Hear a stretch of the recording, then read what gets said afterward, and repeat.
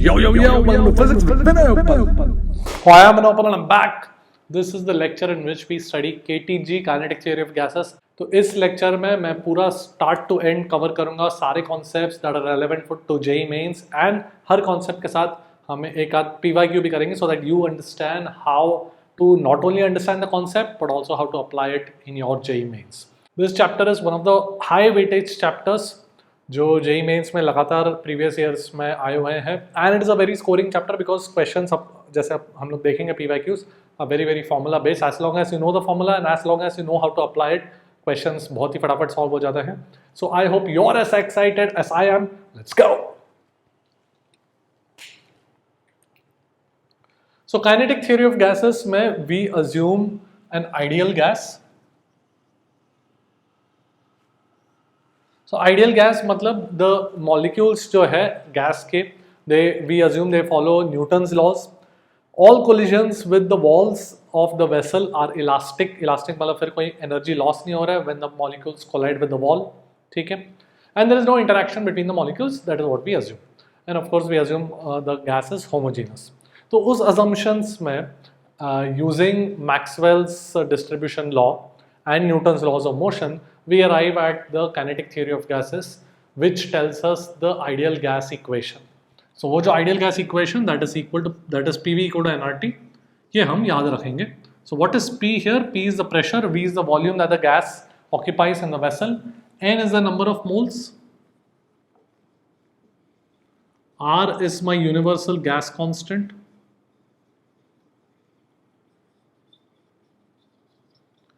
T of course is my temperature of the gas. ठीक है, तो R का वैल्यू अराउंड 8.314 कितना SI यूनिट्स क्या होगा इसका? Pressure into volume is of the form of energy, है ना. बाद में देखेंगे अपन pressure into change in volume is the work done वगैरह देखेंगे. तो वर्क एनर्जी सबका सेम यूनिट्स होता है joules, moles and kelvin. Joule पर मोल पर केल्विन. तो अपन ये याद रखेंगे. कभी कभार अप्रॉक्सीमेटली इसको 25/3 भी लिख लेते हैं. ठीक है. ऑलराइट, सो ये मेरा PV equal to nRT is the ideal gas equation. इसको एक और तरीके से लिखा जा सकता है. द नंबर ऑफ मोल्स है, I can write it as the mass of the gas divided by the molar mass. This is the mass of the gas divided by molar mass. What is molar mass? Molar mass is the mass of 1 mole of gas. ठीक है. सो इस molar mass को मैं capital M से represent करता हूँ. ठीक है.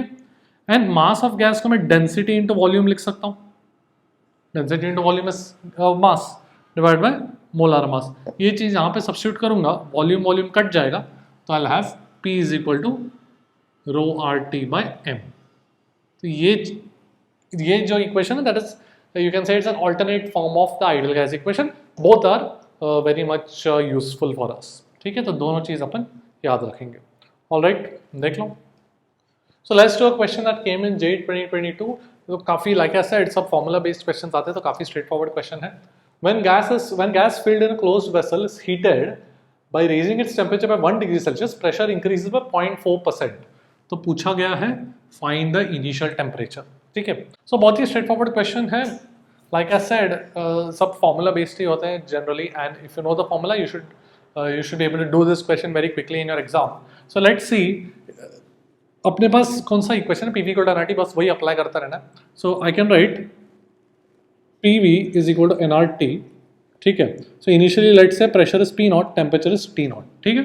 Now volume constant है because closed vessel है, उसमें number of moles obviously constant है, R तो constant है. So can I say change in pressure if we change the pressure by some amount, what is going to change? Temperature is going to change by some amount. But how much is that change? How much is the change in temperature? 1 degree Celsius. 1 degree Celsius is also 1 Kelvin. Change in 1 degree Celsius is equal to change by 1 Kelvin. ठीक है. So ये मैंने change in temperature लिखा है, ये मैंने change in pressure लिखा है. अब मैं इसको डिवाइड करता हूँ. क्यों डिवाइड करूँगा? बिकॉज मुझे 0.4% दिया हुआ है. 0.4% दिया हुआ मतलब delta P by P not is 0.4/100. ठीक है. So that is why I divide this. So question में क्या इन्फॉर्मेशन दिया उस हिसाब से you have to do the mathematical manipulation. So 2/1 करूँगा. So I have delta P by P, delta P not by P not, तो कितना आ जाएगा 0.4/100. वॉल्यूम तो कट गया, NR कट गया, 1/T0। ठीक है, सो T0 इज 100/0.4 मतलब 1000/4 मतलब 250 केल्विन। ठीक है, not very difficult at all, काफ़ी स्ट्रेट फॉरवर्ड है, देख लो। Now let's look at a good level question जो JEE 2022 में ही आया था, जहाँ पे मिक्सचर ऑफ गैसेस की बात करते हैं। ठीक है, तो यहाँ पे this is the kind of question जहाँ पे students get stuck, they waste time और they are not able to do it all. तो जब मिक्सचर ऑफ गैसेस की बात करते हैं, तो जैसे कि let me read this question, mixture of hydrogen and oxygen has a volume of 2000 centimetre cube, temperature 300 kelvin and a pressure of 100 kilo pascal and a mass of 0.76 grams. ठीक है, सो एक वेसल है, उसमें हाइड्रोजन भी है, oxygen भी है, volume vessel का इतना है, टेम्परेचर इतना है, प्रेशर इतना है, मास इतना है। ठीक है, so find the ratio number of moles of hydrogen to oxygen. तो यहाँ पे द मेन आइडिया और the key to this solution is when you write PV equal to nRT, you can write it for the entire mixture, मतलब this pressure is due to both the gases, volume है, so यहाँ पे you have to realize that the total volume of the gas is 2000 centimetre cube. ठीक है, तो ऐसा मत करना कि हाइड्रोजन का 2000 प्लस ऑक्सीजन का 2000 तो 4000 कर दिया, वो गलती मत करना। पूरा गैस इज ऑक्यूपाइंग कितना, पूरा मिक्सचर इज ऑक्यूपाइंग कितना, 2000 सेंटीमीटर क्यूब। ठीक है, this n number of moles will be the sum of the moles of hydrogen as well as oxygen, the total number of moles of all the gases present in the mixture, वो यहाँ पर आएगा। ठीक है, and R and T। ठीक है, so let's do this question। so यहाँ पर 100 किलो पास्कल है, मतलब क्या 10⁵ इंटू वॉल्यूम कितना दिया, 2000 सेंटीमीटर क्यूब। सब SI यूनिट्स में करना है, तो मुझे ये पास्कल में करना है, इसको मीटर क्यूब में करना है। So 2 into 10 power, see 1 metre cube कितना है, 10⁶ सेंटीमीटर क्यूब। ठीक है, because 1 metre is 100 centimetres, so 2000 centimetre cube would be 2 into 10 power -3 metre cube, should be equal to number of moles which is unknown to us into R। now R का value क्या लेना है यहाँ पे question में अगर नहीं दिया गया, तो कैलकुलेशन थोड़ा इजी करने के लिए we can take it as 25/3। ठीक है, एंड टेम्परेचर कितना दिया है, 300 केल्विन। ठीक है, नाउ यहाँ से मुझे नंबर ऑफ मोल्स निकलेगा, क्योंकि मुझे रेशो चाहिए, तो मुझे टोटल नंबर ऑफ मोल्स चाहिए पहले, and then I will figure out individually कितना ऑक्सीजन का है, कितना हाइड्रोजन का है। ठीक है, तो सबसे पहले यहाँ से n कैलकुलेट कर लेते हैं, which is the total number of moles present in the container. तो ये कितना बन जाएगा, देखो 2 इंटू 10 पावर 2 बन जाएगा, यहाँ पे 100 और ये 100 कट जाएगा, ये 3 ये 100 हो गया, ये 100 10⁵ 10⁻³ सब कुछ कट गया, तो n का वैल्यू आ गया 2/25। ठीक है, सो ये बन जाएगा 200/25 इंटू 10 पावर -2, मतलब 8 इंटू 10 पावर -2 मतलब 0.08। इस तरीके से मैं कैलकुलेशन पर्सनली करता हूँ, जब भी ऐसा फ्रैक्शन आया, डेसिमल आया, फटाफट 100 से मल्टीप्लाई डिवाइड करके I try to make it into integer form. ये 8 बन गया इंटू 10 पावर -2। ठीक है, now this 0.08 is equal to the number of moles of hydrogen plus number of moles of oxygen. Is there any other information given in the question? Yes, total mass of the gas is how much, 0.76 grams.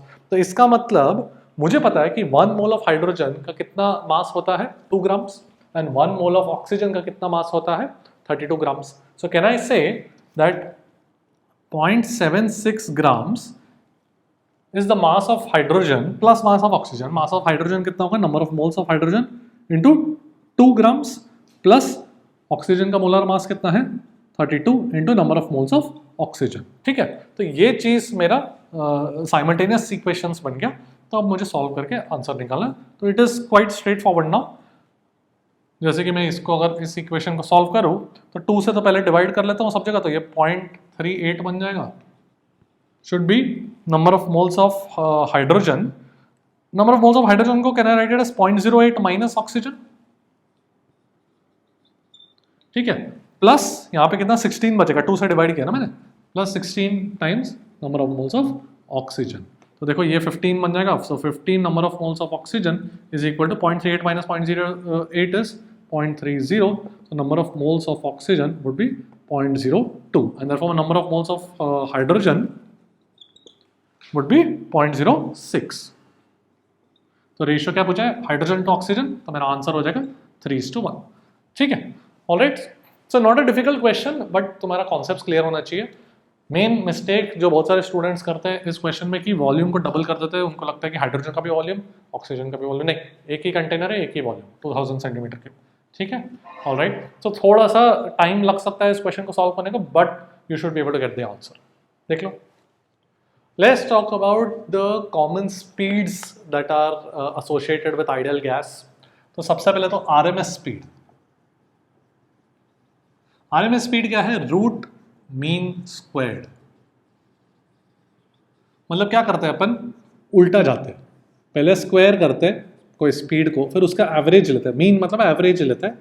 I am using this symbol for average, ठीक है। फिर अपन square root लेते हैं। This is my VRMS। तो इसका मतलब क्या? What does this physically mean? कि सपोज मेरे पास, suppose I have 3 molecules, let's say उसका स्पीड है of speeds 1 metre per second, 2 metre per second, 3 metre per second, ठीक है। हाइपोथेटिकल मतलब इमेजिनरी सिचुएशन कंसिडर करो तुमको एक्सप्लेन करने को एक बेसिक एग्जांपल से, कि मेरे पास 3 ही मॉलिक्यूल है एंड उनका speeds 1, 2 and 3 metre per second दिया गया। So what is the RMS speed इस तरीके से अगर पूछा गया तो पहले क्या करना है अपने को? स्क्वायर करना है। तो सबका स्क्वायर्स कितना हो जाएगा? 1 स्क्वायर, 2 स्क्वायर, 3 स्क्वायर। फिर मुझे मीन लेना है। अब इन तीनों का मीन लेना है। किसका मीन लेना है? 1, 2, 3 का नहीं, 1 स्क्वायर, 2 स्क्वायर, 3 स्क्वायर का मीन ऐड करके डिवाइड बाय 3 करूंगा, 3 मॉलिक्यूल है। फिर स्क्वायर रूट लेना है, and this is what is your RMS speed, ठीक है। तो ये हो जाएगा 9 + 4 13 + 1 40। तो ये तो एक इमेजिनरी हाइपोथेटिकल सिचुएशन हो गया जहां पे मेरे पास सिर्फ 3 मॉलिक्यूल है। इन रियलिटी ऑब्वियसली बहुत सारे मॉलिक्यूल्स हैं, and the calculation for this comes through what is known as the Maxwell distribution law, जो obviously अपन करेंगे नहीं, but we should remember the result which is equal to √3 RT/m। ये अपन याद रखेंगे। what is R? universal gas constant, T is the temperature, m is the molar mass, ठीक है। यहां पर एक चीज है, ये जो मैं लिख रहा हूं यहां पर VRMS, the most common mistake that students do is not substituting in SI units. What do I mean by that? मैं अगर एक एग्जांपल दूं, सपोज मेरे पास I want to calculate the VRMS for oxygen at let's say 300 Kelvin, ये calculate करना है मुझे, ठीक है। सो बन जाएगा √3 इंटू R का वैल्यू 25/3 अप्रोक्सीमेटली मैं ले सकता हूँ, into 300 Kelvin divided by molar मास। अब मोलार मास ऑफ ऑक्सीजन कितना है? तुम 32 बोलोगे और 32 सब्स्टिट्यूट करोगे तो गलत हो जाओगे, because this is 32 grams. 1 mole of oxygen is 32 grams. अपने को क्या करना है? किलोग्राम्स। यहाँ पे अपने को SI यूनिट में, सब कुछ SI यूनिट में डालना है, ठीक है। So divide by 32 into 10⁻³ alright. So इस तरीके से मुझे ये सॉल्व करना होगा अगर पूछा गया तो। This is the most common mistake that students do, they forget that this 32 grams is in grams, is not SI units। तो SI units में कन्वर्ट करके किलोग्राम्स में लिख देना, ठीक है। ठीक है, मैं कैलकुलेट नहीं कर रहा हूँ, वो तो कैलकुलेशन तुम कर लोगे। I just wanted to show you कि don't fall for this mistake, okay. अच्छा, ये तो मेरे पास आरएमएस स्पीड हो गया। अभी और भी दूसरे स्पीड्स के बारे में बात करते हैं, पहले ये देख लो। The other speed is the average speed,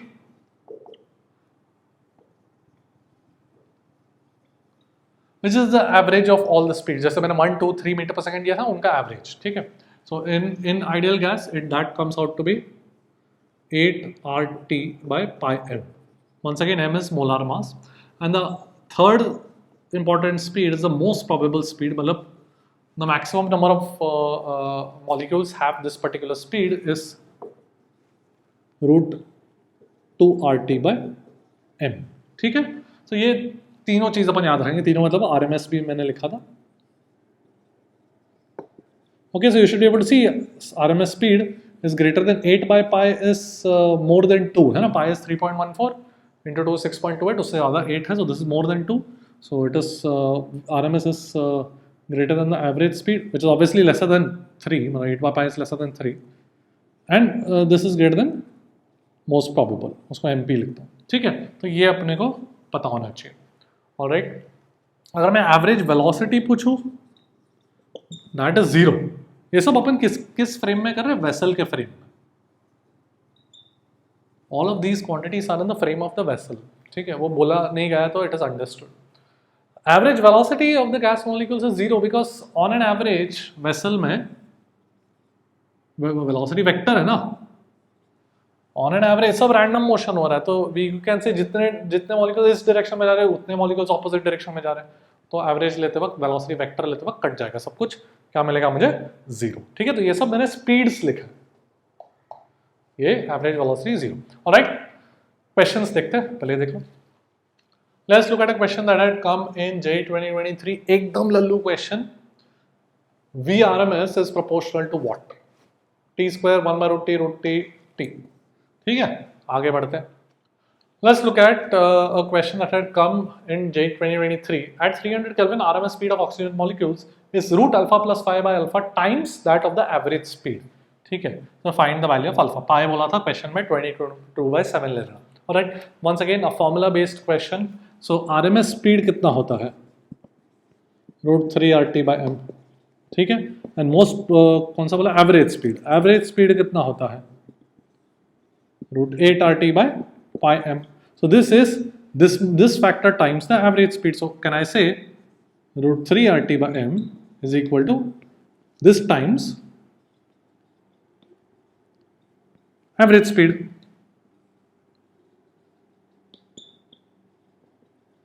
ठीक है, तो अभी क्या करूं, मैं स्क्वायर कर दूंगा दोनों साइड पे. RT by m तो पूरा ही कट गया, तो स्क्वायर यहाँ पे 3 बचेगा, ये alpha plus 5 by alpha into 8 by pi. अब 8 बाय पाई को क्या बोला हुआ है, 22/7 लिख लेना. ठीक है, तो देखो अभी कुछ नहीं करना है, सॉल्व करना है. 22 अल्फा, एक तो पहले ये 4 और 11 कर देता हूँ. ठीक है, so 11 alpha into 3 33 alpha is equal to, ये 28 बन गया. So 28 alpha plus 28 into 5 will be 140. Correct, या तो 5 इंटू 4 20 इंटू 7 140 ऐसे कर देना. तो ये बन जाएगा 5 अल्फा इज 140, तो अल्फा का वैल्यू मेरे पास आ जाएगा 28. And that's your answer. बहुत ही स्ट्रेट फॉरवर्ड. बस कैलकुलेशन में मिस्टेक मत करना, जिन्होंने भी इसमें गलती की उन्होंने कैलकुलेशन मिस्टेक किया, बाकी फॉर्मूला बेस्ड है क्वेश्चन. ठीक है, देख लो. Now let's talk about the concept of collision frequency. तो कोलिजन फ्रीक्वेंसी क्या है? It is the number of collisions occurring between molecules per unit time. Frequency मतलब पर यूनिट टाइम मतलब किस चीज का फ्रीक्वेंसी है? कोलिजन्स का. So number of collisions between molecules, intermolecular collisions occurring per unit time. ठीक है, तो उसका फॉर्मूला क्या है? देखो, F is equal to this collision frequency √2 pi d square. d क्या है? Diameter of the molecule. Now we assume इसके डेरिवेशन में, जो अपन नहीं करने वाले, बट इसके डेरिवेशन में we have assumed that the molecule is spherically symmetric. वो एक अजम्पशन है. ठीक है, तो उसका diameter into n by volume. n is the number of molecules, so this is the total number of molecules per unit volume. ठीक है, into the average speed. ये मेरा average speed है जिसका वैल्यू अपने को पता है √8 RT by pi m. ठीक है, so what is this? This is the number of collisions occurring per unit time. तो इसका अगर मैं रेसिप्रोकल लूँ 1 by f करूँ, तो that will be the time between two consecutive collisions. सोचो, अगर 100 सेकेंड्स में 100 collisions हो रहे, मतलब एक collision के लिए कितना टाइम लग रहा है? 1 सेकेंड. मतलब क्या? पर collision 1 सेकेंड लग रहा है. मतलब एक collision होने के t=0 पे अगर पहला collision हुआ, तो t=1 सेकेंड पे दूसरा collision होगा, t=2 सेकेंड पे तीसरा collision होगा. मतलब time between two consecutive collisions कितना हो जाएगा? 1 second. Basically that is the inverse of the frequency. ठीक है, so mean free time is basically the average time between two consecutive collisions that a molecule undergoes, that is 1 by frequency. ठीक है, and mean free path is the distance traveled by the molecule between two consecutive collisions. ये क्या है? distance traveled on an average है ये सब between consecutive collisions. distance traveled by the molecule. तो क्या हो जाएगा? Average speed into the time between collisions, which is this. ठीक है, इसको कभी कभार रिलैक्सेशन टाइम भी बोलते हैं. ठीक है, तो इस पे क्वेश्चंस आते हैं, अपन कैसे देखेंगे. सो इस मीन फ्री पाथ को अगर अपन थोड़ा सा एक्सपांड करें, मतलब let's substitute this mean free time here. See this will become average speed into 1 by frequency. Correct, because mean free time is 1 by frequency. तो यहाँ पे 1 by frequency में ये एवरेज स्पीड कट जाएगा. Alright, what will be left with the mean free path when you divide this by frequency, तो ऊपर बचेगा volume divided by √2 pi d square n. ये मेरा मेन फ्री पाथ बचेगा. ठीक है. सो इस पे भी एक मतलब इस पे भी क्वेश्चन आ सकते हैं जो अपन अभी देखेंगे. इस पे क्वेश्चंस आते हैं. फॉर्मूला बेस्ड ही है, but you should know what the formula is. So we have to remember this. ठीक है. Remember the collision frequency. If you remember the collision frequency you can quickly derive this on your own. Alright, देखिए let's do a question mean free path पे जो JEE 2023 में आया था. देखो क्या क्वेश्चन है. Mean free path at STP is 1500 d, where d is the diameter of molecule. Find the mean free path at 373 keeping pressure constant. ठीक है. So STP मतलब 273 केल्विन पे 1500 d है मीन फ्री पाथ. 373 पे कितना होगा, ये ऑप्शंस थे. ऑलराइट, सो मेरे पास मीन फ्री पाथ का फॉर्मूला क्या था.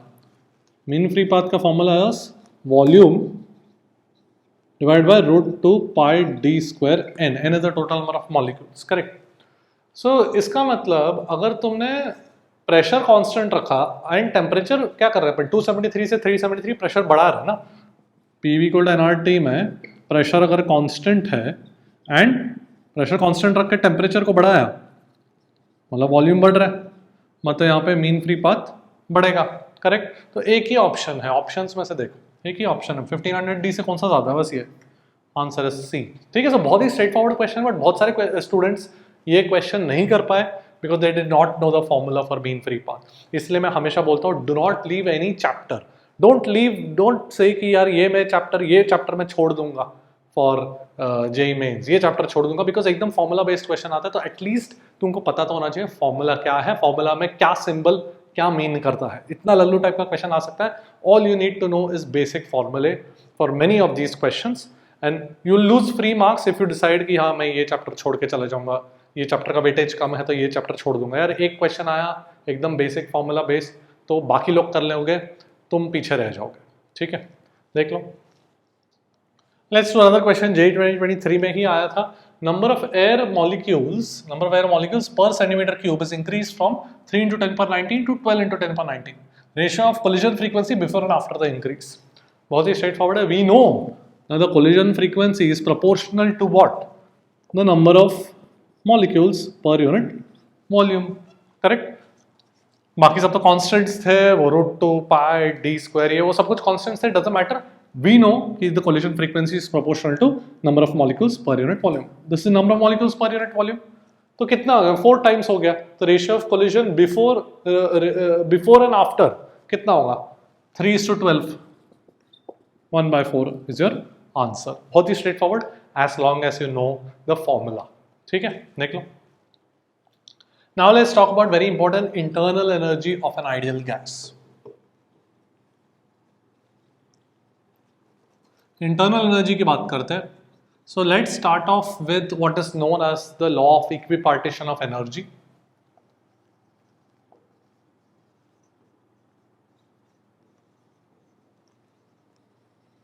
सो इक्विपार्टीशन ऑफ एनर्जी क्या बोलता है कि ईच डिग्री ऑफ फ्रीडम. अब क्या है ये डिग्री ऑफ फ्रीडम, मैं समझाता हूं, पहले स्टेटमेंट देख लेते हैं. ईच डिग्री ऑफ फ्रीडम, जिसको मैं DOF से रिप्रेजेंट करता हूं आगे के लिए. Each degree of freedom has an average energy of kT/2 associated with it. So सबसे पहले तो डिग्री ऑफ फ्रीडम क्या है, K क्या है. सो जैसे कि सपोज मैं मोनोएटॉमिक गैस की बात करूं. मोनोएटॉमिक मतलब एक एटम है. सपोज मोनोएटॉमिक गैस की बात करूं, ठीक है. तो मेरे पास एक मोनोएटॉमिक मॉलिक्यूल बोल दो, मतलब एक सिंगल एटम है मेरे पास. If I want to write down the kinetic energy of this atom, तो मैं क्या लिखूंगा, हाफ mv². करेक्ट. अब v² को can I write it as in its components form vx² plus vy² plus vz², ऐसे लिख सकता हूं मैं. तो कितने टर्म्स आए, कितने इंडिपेंडेंट टर्म्स आए. This are 3 independent terms corresponding to the velocity components along 3 mutually perpendicular directions. 3 terms हैं and these are nothing but what we call as degrees of freedom. तुम्हारे kinetic energy के expression में कितने independent terms हैं उतने उन terms उतने number of terms को अपन क्या बोलते हैं degrees of freedom. So we have monatomic has 3 degrees of freedom ऐसे बोलते हैं. So what does this law of equipartition of energy state? That it has an energy, kinetic energy is consisting of 3 terms. So each degree of freedom has an average energy of kT by 2. अब k क्या है? That is called Boltzmann constant.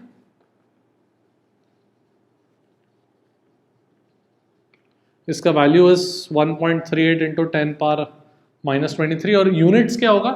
Energy is kT by 2. So joule पर kelvin है ना. K will be energy divided by temperature उसका units के लिए. ठीक है. K is also equal to our universal gas constant divided by Avogadro's number. ठीक है.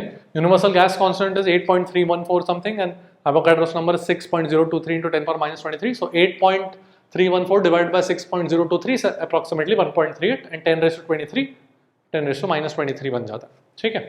तो ये मेरा बोल्ट्जमैन कांस्टेंट है. कभी कभार इसको KB से भी रिप्रेजेंट करते हैं just to denote it's a Boltzmann constant.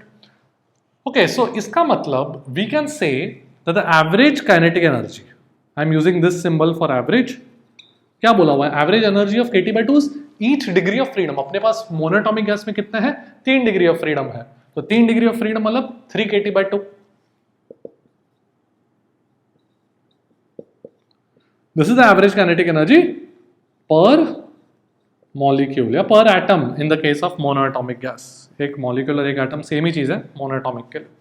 This is what the law of equipartition of energy states. ठीक है. इसको अपन प्रूफ की बात नहीं कर रहे अपन. यहाँ पे अपने को पता होना चाहिए कि average kinetic energy per molecule कैसे लिखेंगे. 3 डिग्री ऑफ फ्रीडम है तो 3 kT by 2 एनर्जी हो गया. This is per molecule. ठीक है. Suppose I want to ask you per mole कितना होगा. पर मोल the average kinetic energy कितना हो जाएगा? I will multiply this by the Avogadro's number. एक मोल में Avogadro's number के बराबर के मॉलिक्यूल्स हैं. So I'll have 3 by 2 Avogadro's number into kT. Correct. Multiply कर दिया मैंने. But what is Na into K? R. Na into K क्या है? R. So 3 RT by 2. एक मोल का काइनेटिक एनर्जी मोनोएटॉमिक गैस के लिए कितना है? 3 RT by 2. तो n मोल्स के लिए कितना है?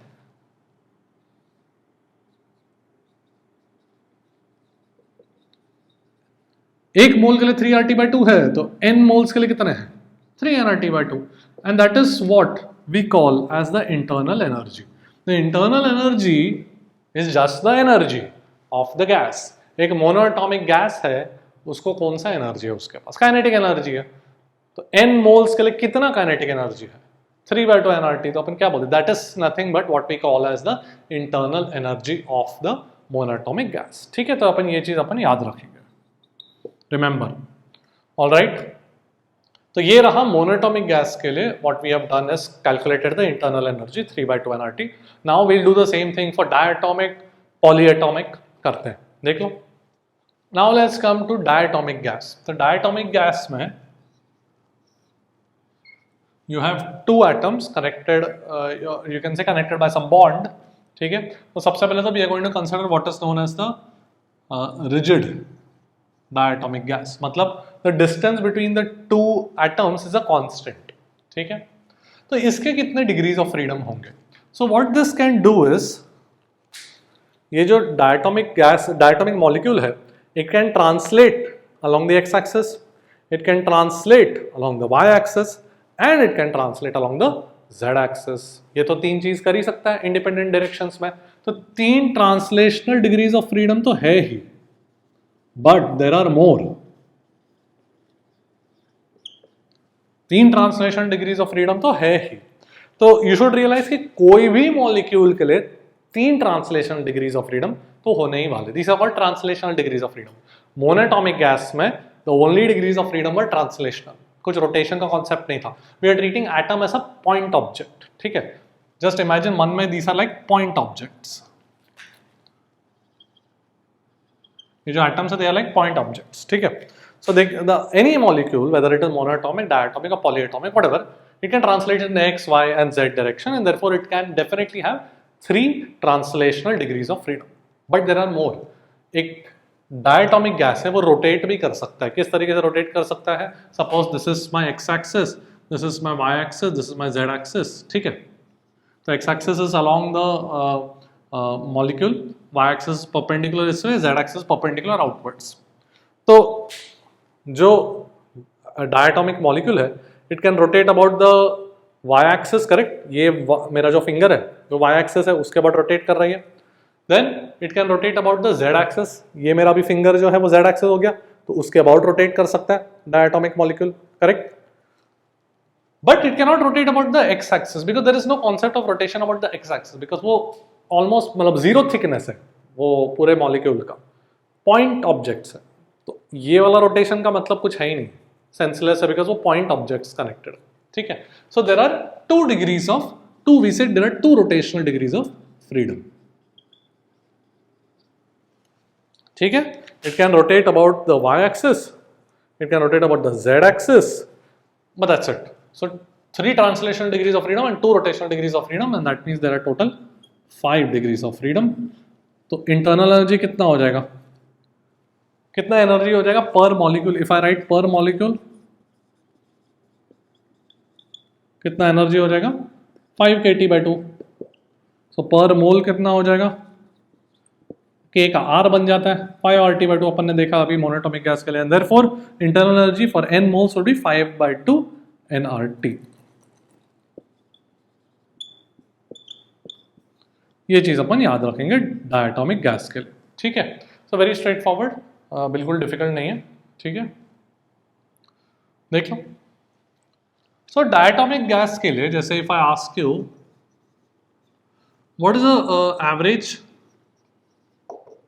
translational kinetic energy. So average translational kinetic energy means only corresponding to the 3 translational degrees of freedom. So वो तो बन जाएगा 3 kT/2 per molecule. If I ask you average rotational kinetic energy, तो what 2 degrees of freedom, correct? So 2 degrees of freedom मतलब 2 kT/2 मतलब kT पर molecule and total obviously 5 kT/2 हो जाएगा. ठीक है? सो ऐसे भी पूछ सकते हैं. So you should understand that every molecule is going to have 3 degrees of freedom corresponding to translation. कोई भी मॉलिक्यूल है एक्स वाई जेड के अलॉन्ग ट्रांसलेट तो करेगा ही. So every molecule has average translational kinetic energy same. कितना? 3 kT/2. ठीक है? Whether it is monatomic, diatomic, polyatomic, whatever. Okay? But rotational kinetic energy जैसे मोनोटोमिक गैस के लिए कुछ भी नहीं है, डायटोमिक गैस के लिए 2 डिग्रीज ऑफ फ्रीडम है. फिर आगे अपन देखेंगे. ऑलराइट, देख लो.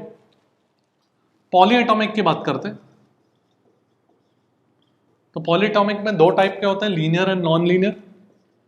लीनियर पॉलीएटॉमिक मतलब सारे एटम्स कोलिनियर है. ठीक है? सो पॉलीएटॉमिक के केस में 3 ट्रांसलेशन डिग्रीज ऑफ फ्रीडम हो गई. I am using T to represent translation. 2 rotation होगा. Just like diatomic, that entire chain of atoms can rotate about the y-axis, it can rotate about the z-axis, but this rotation about the x-axis is negligible. ठीक है? तो अपन फिर से 5 degrees of freedom बोलेंगे तो इसका internal energy हो जाएगा 5/2 nRT, just like diatomic. But non linear के केस में अलग होता है, ऐसा कुछ है. तो इसमें अभी एक्स एक्सिस के अलोंग भी रोटेशन आ जाएगा. 3 ट्रांसलेशन तो है ही. अब ये जो पूरा सेटअप है, पूरा कॉन्फ़िगरेशन है मॉलिक्यूल का, वो तीनों एक्सिस के बाद सिग्निफिकेंट रोटेशन हो सकता है. करेक्ट? तीनों एक्सिस के बाद वो ऐसे रोटेट कर सकता है, ऐसे रोटेट कर सकता है, और ऐसे भी अभी रोटेशन हो सकता है. मतलब this rotation is not negligible anymore. ठीक है? इस एक्सिस के बाद भी ये रोटेट कर सकता है. So we will have 3 translation तो है ही, अभी 3 रोटेशन भी आ गया. Okay? So this is 6 degrees of freedom. And therefore internal energy would be 6 nRT/2, 3 nRT. Okay, so ये final result of internal energy याद रखने की जरूरत नहीं है, but you should be able to write down कितने degrees of freedom है. Okay, देख लो. Now an important concept or important phenomena that happens is at higher temperatures vibration modes gate activated.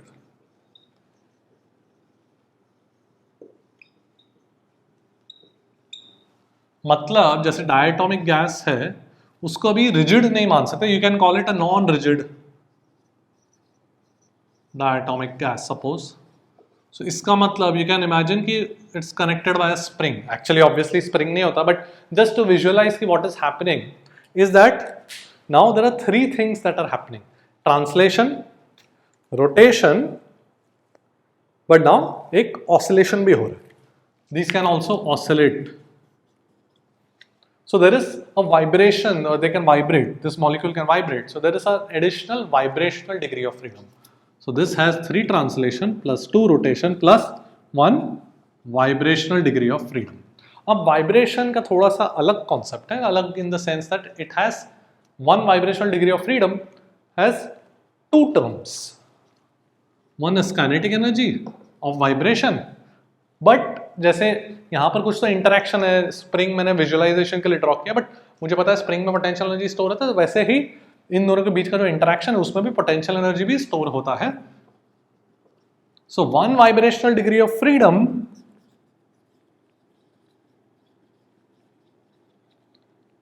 Has energy कितना होगा, kinetic का भी potential का भी, तो kT/2 प्लस kT/2। ठीक है, सो when we say each degree of freedom has energy kT/2, that was for rotation and translation. Vibration के लिए you have 2 degrees, or rather you should say कि each vibrational degree of freedom has twice of kT/2. So kT, because 2 term आते हैं, kinetic and potential. ठीक है, so इसका अगर मैं एनर्जी कैलकुलेट करना चाहूँ तो कितना हो जाएगा, 3 kT/2 plus 2 kT/2 plus 1 vibration now corresponds to kT, not kT/2. So this is my energy per molecule. तो कितना हो जाएगा, 3 + 2 5 + 2 7 kT/2. This is per molecule. So internal energy कितना हो जाएगा, 7/2, K की जगह R हो जाएगा पर मोल, 7RT/2 पर मोल, so N मोल्स के लिए 7/2 nRT. ठीक है, सो इस तरीके से अपन याद रखना है तो याद रखो, या तो quickly you should be able to derive it. ठीक है, एक जनरल फॉर्मूला में मैं बताता हूँ फॉर पॉलीएटॉमिक, जिसमें डायटॉमिक भी कवर हो जाएगा। पहले देख लो पॉलीएटॉमिक के लिए। So in general if you have n atoms per molecule, तो that means there are 3n degrees of freedom. ठीक है, इसका एक्सप्लेनेशन इस तरीके से दे सकते हैं कि each atom can move in 3 directions, so n atoms can move in 3n directions independent, so it has 3n degrees of freedom. So now we are considering vibration is activated. We are not considering rigidly connected atoms जैसे अपन पहले किए थे। जो पहले अपन ने polyatomic diatomic किया था that was rigid, अभी अपन ने डायटॉमिक नॉन रिजिड किया जहाँ पे वाइब्रेशन वॉज एक्टिवेटेड। अब वही चीज अपन पॉलीएटॉमिक में कर रहे हैं जहाँ पे वाइब्रेशन इज एक्टिवेटेड। ठीक है, तो n एटम्स पर मॉलिक्यूल मतलब the molecule has 3n degrees of freedom, 3 degrees of freedom for each atom, so n atoms के लिए 3n डिग्रीज ऑफ फ्रीडम। अब उसमें से this is split into 3 translation. ठीक है, अभी लीनियर की बात करते हैं। सो लीनियर के लिए ऐसे रिप्रेजेंट कर रहा हूं मैं। सो लीनियर पॉलीएटॉमिक मॉलिक्यूल के लिए 3 ट्रांसलेशन तो हर एक मॉलिक्यूल के लिए है। अब लीनियर है तो कितने रोटेशन हो सकते हैं, 2 रोटेशन हो सकता है, करेक्ट। ये वाला रोटेशन अपन निगलेक्ट करते हैं, तो सिर्फ ये वाला एंड ये वाला 2 रोटेशनल डिग्रीज ऑफ फ्रीडम आएंगे। एंड बचे हुए आर वाइब्रेशनल, तो कितने बचे हुए हैं, 3n - 5, तो इतने वाइब्रेशनल डिग्रीज ऑफ फ्रीडम है। ठीक है, तो जैसे कि मैं एग्जांपल यूज करता हूं ट्राइएटॉमिक के लिए, triatomic linear, but we are talking about vibration is activated, non rigid suppose. ठीक है, तो कितने डिग्रीज ऑफ फ्रीडम होंगे, total number of degrees of freedom कितने होंगे, 3 एटम्स, तो कितने 9 degrees of freedom, but they should be split into what, 3 translation plus 2 rotation, बचे कितने, 3 + 2 5, 9 - 5 4 वाइब्रेशन। तो इसका एनर्जी पर मॉलिक्यूल कितना होगा, 3 kT/2 corresponding to translation, 2 kT/2 corresponding to rotation, and vibration का 1 वाइब्रेशनल डिग्रीज ऑफ फ्रीडम का कितना energy, average energy kT, not kT by 2, तो बच जाएगा 4 kT। ठीक है, तो हो जाएगा 3 + 2 5 + 8 13 kT by 2, this is per molecule, तो इसका इंटरनल एनर्जी हो जाएगा 13 by 2 nRT। इस तरीके से you should be able to quickly derive the internal energy of a linear polyatomic molecule. Non linear होगा तो भी सिंपल है, नॉन लीनियर होगा तो 3n degrees of freedom is divided into what, 3 translation तो होना ही है। रोटेशन कितने होंगे, अब 3 रोटेशन होंगे पता है अपने को नॉन लीनियर में, एंड बचे हुए 3n-6 वाइब्रेशन। ठीक है, सो सपोज मेरे पास एक ट्राइएटॉमिक नॉन लीनियर है, इसका इंटरनल एनर्जी कैलकुलेट करने की कोशिश करते हैं अपन।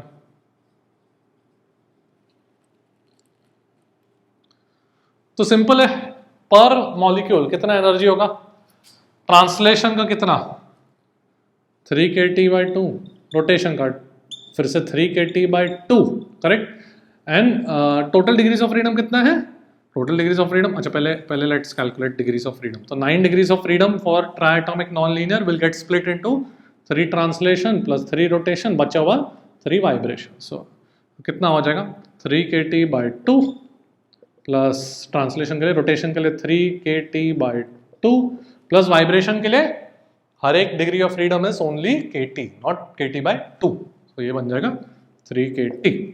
तो 3 kT by 2 plus 3 kT by 2 6 by 2, 3 + 3 6, this is per molecule, so internal energy कितना होने का 6 nRT। सो फटाफट अपन निकाल सकते हैं, as long as concepts are crystal clear you should be able to do this all एकदम फटफट। ठीक है, तो अच्छी तरह से देख लो, इसको समझ लो, नोटबुक में लिख लो, प्रैक्टिस कर लो। ठीक है, खुद से कुछ n का वैल्यू लेके कैलकुलेट करने की कोशिश करो। ऑलराइट, ओके, तो अपन ने पूरा इंटरनल एनर्जी अभी कवर कर लिया फॉर ऑल पॉसिबल सिचुएशंस। तो क्वेश्चन में अगर बोला गया वाइब्रेशन तभी इंक्लूड करना, कुछ नहीं बोला गया तो assume vibration is not activated. ठीक है, वाइब्रेशन वर्ड यूज किया या बोला नॉन रिजिड तभी वाइब्रेशन को अकाउंट में लेना। क्वेश्चन अपन देखते हैं, पहले देखो। Now let's look at a question that came in JEE 2023 में आया था। Gas mixture consists of 2 moles of oxygen and 4 moles of neon। ठीक है, तो ये डायटोमिक, ये monoatomic. At temperature T, neglecting vibration, find the internal energy of the system। ये पूछा गया है क्वेश्चन में, तो ये ऑप्शंस दिए थे, तो बहुत ही straightforward, just formula based है। पहले डायटोमिक के लिए निगलेक्टिंग ऑल वाइब्रेशन बोला हुआ है कि नहीं, तो इसका मतलब डायटोमिक के लिए कितने degrees of freedom, 3 translation and 2 rotation, तो टोटल 5 डिग्रीज ऑफ फ्रीडम, तो 5 by 2 nRT उसका इंटरनल एनर्जी हो जाएगा। एंड मोनोएटॉमिक का तो पता ही है अपने को कितना होता है, 3 by 2 nRT। ठीक है, सो ऑक्सीजन का कितना हो जाएगा 5 by 2 into number of moles 2 into RT, plus neon is monoatomic, so 3 by 2 into number of moles कितना दिया 4 इंटू RT। सिंपल, सो 5 इंटू ये 5 और ये 6, तो 11 RT मेरा आंसर हो जाएगा। ऑलराइट, सो बहुत ही straightforward, formula based as always, but formula पता होना चाहिए। देख लो, now a very important question, and यहाँ पे मैंने बीवेयर लिखा है। I want you to beware of the pitfall that can occur here, जो बहुत सारे स्टूडेंट्स कंफ्यूज हो जाता है इस पर्टिकुलर प्रॉब्लम में, कि मेरे पास देखो क्या लिखा है, क्वेश्चन पढ़ लेते पहले, then I will show you what the confusion is. Flask has argon and oxygen mixture at 27 degree Celsius, find the ratio of the average kinetic energy per molecule. तो यहाँ पर एवरेज काइनेटिक एनर्जी एनसीईआरटी में लिखा हुआ है कि when we talk about average kinetic energy per molecule, it actually means average translational kinetic energy. ठीक है, this means the average translational kinetic energy. Technically average kinetic energy should include rotational kinetic energy also, but NCERT में जो लिखा है वही अपन JEE mains के लिए apply करेंगे। सो एवरेज काइनेटिक एनर्जी अगर क्वेश्चन में बोला गया केटीजी के चैप्टर में, तो फिर इसका मतलब एवरेज ट्रांसलेशनल काइनेटिक एनर्जी है, which we know is 3 by 2 kT for all molecules. Correct, कोई भी मॉलिक्यूल है, डायटोमिक, मोनोएटॉमिक, पॉलीएटॉमिक, सबके लिए 3 by 2 kT है। ठीक है, तो ये अपने को पता होना चाहिए। ऑलराइट, सो इसमें बहुत सारे स्टूडेंट्स कंफ्यूज हो गए because they thought that average kinetic energy should include obviously total kinetic energy, which is includes rotational also.